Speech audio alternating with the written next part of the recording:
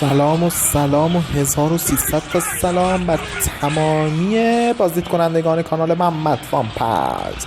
اومدیم با یکی از حادترین جنگ های تاریخ فرمان روایان غرب. خب جنگ رو شروع میکنیم.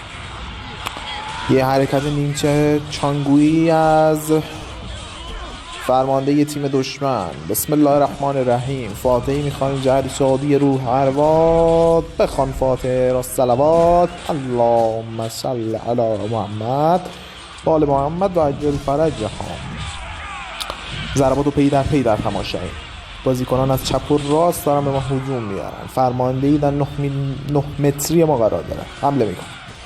حمله میکنیم. سپر فرمانده واقعا بزرگه، میتونی که قولهای بازی باشه. ضرباتی پیدا کنیم. ای جان. ضربه دوم اصلا کاری نیست. میریم سراغ ضربه سوم. سربازو ناک اوت و تمام. حمله میکنیم. رکل غیرتش آقای به جوش میاد. خیلی یه بیر غیرته، این یه بیریشه است. فرمانده بعدی. ضربه بعدی میزنیم. سرباز گیج میره. یه غیرتمند در دو فرمانده در برابر یک جنگجوی جهانی. چه کسی پیروز خواهد شد؟ سرباز اول که کشته میشه، فرمانده بعدی نمیمیره، فرمانده بعدی هم نمیمیره. وای واجب نبرد شده این نبرد. سربازا پشت هم دیگه دارن از بین میرن. چکش طلایی های ارتش آبی به چه صورت زیبایی دارن این سربازا رو از بین میبرن. چه میشه پایان این جنگ؟ گفته ها چه جان نگه ضربه کن. ای وای حرکت نمایشی نداشت این ضربه.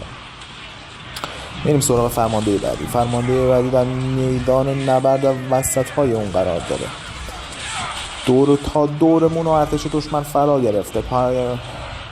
واقعا خبر نگاران به چه سختی دارن این ویدیو رو گزارش میکنن.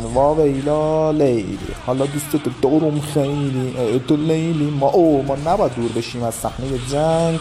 عذرخواهی میکنم از تمام تماشاچیان عزیز.